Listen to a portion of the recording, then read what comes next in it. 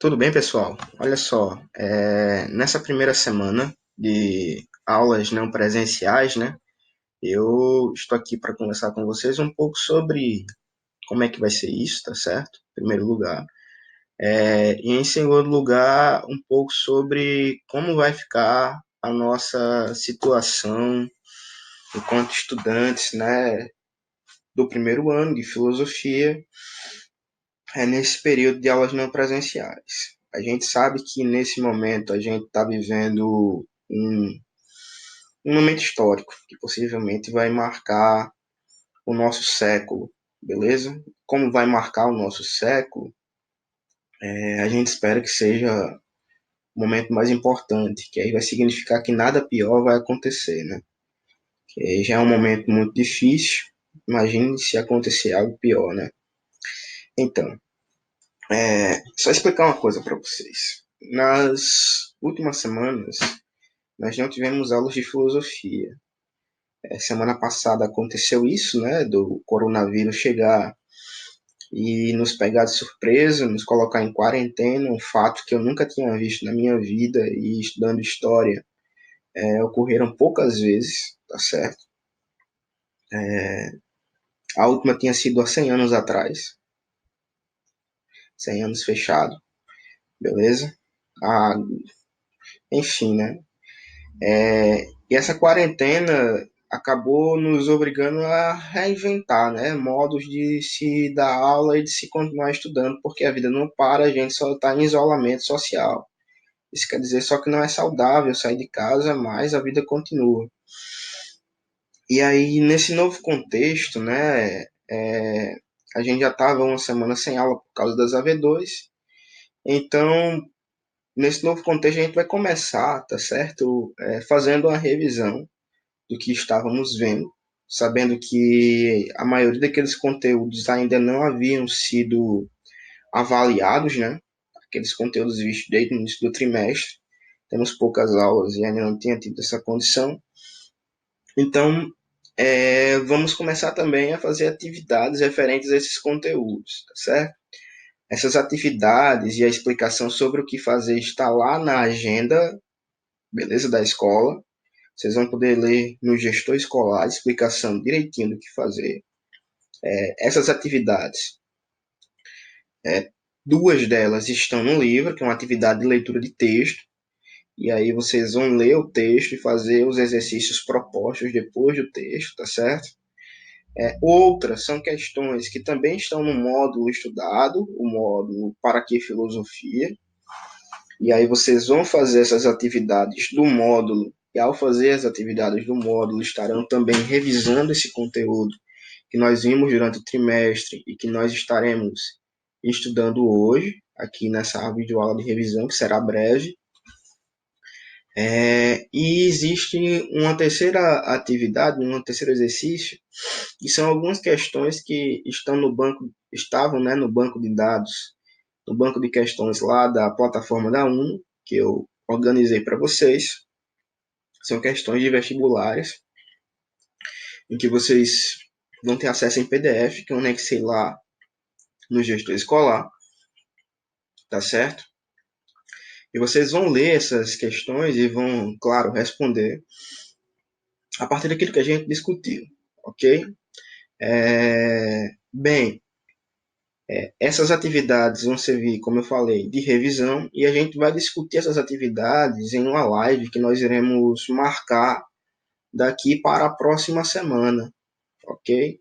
Possivelmente na quinta-feira, que vai ser o nosso horário, não sei ao certo, mas nessa live nós iremos dedicar tempo justamente para corrigir essas atividades e tirar as eventuais dúvidas que possam aparecer no decorrer dos exercícios, tá certo, pessoal?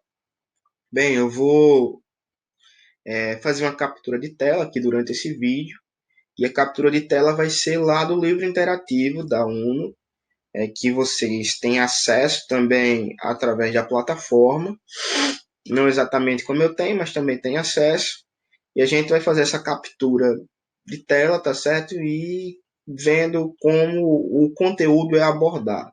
A gente sabe que quando as aulas foram interrompidas, nós já tínhamos iniciado o capítulo 2, tá certo?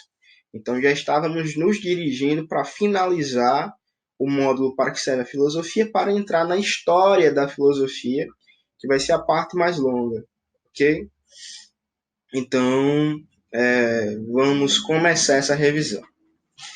Apesar de ser uma aula gravada, eu ainda estou tendo algumas dificuldades aqui com essa gravação, então vocês me perdoem se ficar mais lento que o normal, ok? Reduzir aqui o meu espaço, né, de vídeo e vou mostrar para vocês o livro. Como eu tinha adiantado, quem escreveu esse módulo, e assim como todas as partes do livro da UNO, foi a Maria Lúcia de Arruda Aranha. Falei para vocês em sala que isso nos dá uma segurança, porque ela é uma das principais filósofas da nossa época, né, no sentido assim das filósofas que se dedicam a escrever livros educacionais, tá certo? A Maria Lúcia de Arruda Aranha é uma das principais. E ela sempre começa os seus livros, ela não tem só esse, tem um também para a escola pública que é bem maior, o chamado Filosofando, bem mais detalhado também.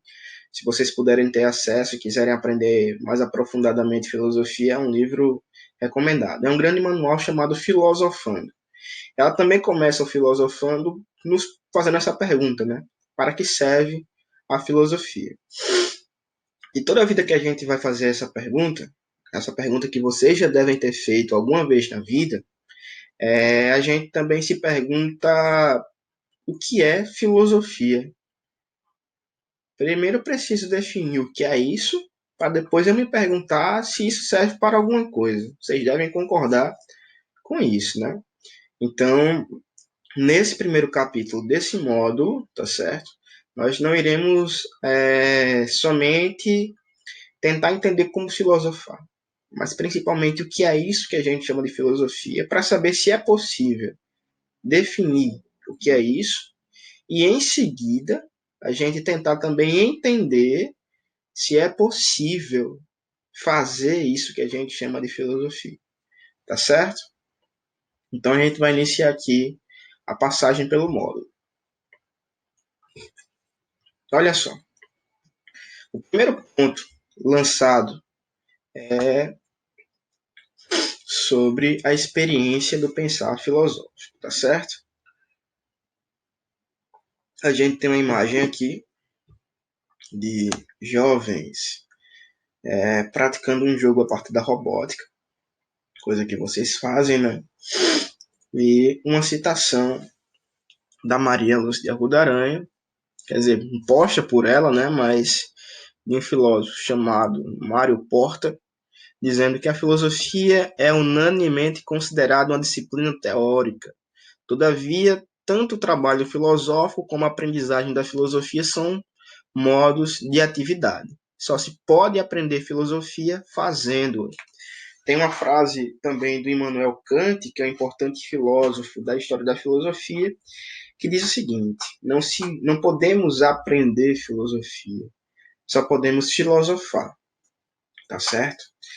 Chega na nossa escola, e quando eu digo na nossa escola, não é exatamente a FAC, mas são todas as escolas que existem no mundo, uma abordagem de filosofia como se fosse um saber pronto, teorias que a gente aprende, beleza? Mas quando a gente vai estudar o que é filosofia, nós percebemos que as teorias são produtos do pensamento de escolas de pensamento específicas ou de filósofos específicos, ok? Isso significa, gente, que a filosofia em si é algo diferente, tá certo? É algo que vai além dessas correntes de pensamento e vai além desses filósofos. Então, o que é filosofia? É uma atividade, como diz esse texto aqui, né? Que vocês vão poder ler em casa, tá certo? É uma atividade de quê? De pensamento, beleza? Aí vocês podem dizer, professor, nesse momento eu estou pensando, então eu estou fazendo filosofia, eu diria calma, tá certo? Calma. Não é porque é uma atividade de pensamento que você por pensar, já é um filósofo ou uma filósofa. Não. É uma atividade de pensamento teórico, ou seja, é produzir teorias através do seu pensamento, ok? Então tem um critério para produzir essas teorias. Qual o critério? É a lógica. A gente vai entender isso um pouco depois. Mas de antemão, isso que a gente chama de filosofia não é uma ciência, não é uma não é uma teoria, é uma atividade que a gente faz através do pensamento, beleza? Então, continuando aqui o livro. É possível definir o que é filosofia? Vocês vão poder ver também que, através das nossas discussões, eu levantei essa questão e a gente ficou até em dúvida se era possível ou não discutir o que é filosofia, tá certo? Mas uma coisa que eu coloquei para vocês, e vocês que tiverem um livro vão poder ler de forma mais detalhada, é que nem sempre se coloca como uma possibilidade a discussão sobre o que é filosofia. Porém, eu disse para vocês, enquanto um conceito definido, eu não posso dizer filosofia é isso, mas eu posso entender a filosofia como esse exercício do pensamento, tá certo? Que nos ajuda a continuar produzindo pensamento, ok? Então, continuando. Enquanto existe o pensamento. Vocês percebem que eu tô com um pouco de sinusite, gente, mas eu espero que não seja coronavírus, né? Eu acho que não. Então, continuando, né? Não é possível definir filosofia enquanto exercício do pensamento, ok? Muita gente acha, né, que filosofia é uma ciência, coisa que eu disse que não para vocês. Ela é um tipo de conhecimento, uma forma que as pessoas utilizam para produzir saber, tá certo? E aí eu recorri a vocês, é aquela distinção que a gente fez. Ela é um tipo de produção de saber que se distanciou lá na Grécia Antiga do que a gente chamava de mito. O que é o mito? O mito é uma contação de histórias sobre a origem do universo, sobre os heróis, sobre a explicação do mundo. A filosofia, enquanto pensamento teórico, foi um exercício intelectual feito por aquelas pessoas, porque o mito não justificava o que dizia. Então as pessoas queriam justificativas, tá certo? A filosofia surgiu nesse sentido. Então, é algo que, como ele se coloca aqui no livro, né? Que nos produz informação, conhecimento e um certo modo de sabedoria. Ok? Existem alguns tipos de conhecimento, vocês vão poder ver aqui, dos historiadores, sociólogos, médicos, psicólogos, e assim como existe o tipo de conhecimento filosófico, que é esse feito através da nossa racionalidade, tá certo? Através do nosso pensamento teórico. Algumas pessoas acabam entendendo a filosofia como modo de sabedoria ou o que a gente chama de filosofia de vida. O que seria isso, né? Filosofia de vida é como a pessoa escolhe viver e como ela justifica o porquê escolheu viver dessa maneira, tá certo? Então veja, no vocabulário popular, a gente acaba percebendo que filosofia, o termo filosofia, é dedicado, tá certo, a um tipo de justificativa sobre as coisas. Então, quem vive de determinada maneira escolheu uma filosofia de vida.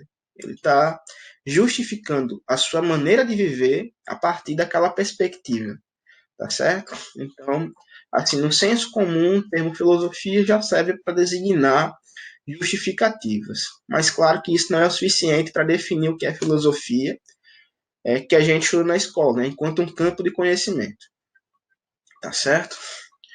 E a gente percebe, né, alguns esforços teóricos para se definir o que é filosofia. Esses dois textos aqui, Autenticidade e Liberdade, certo? Que aparecem para serem lidos, eu coloquei como atividades para vocês.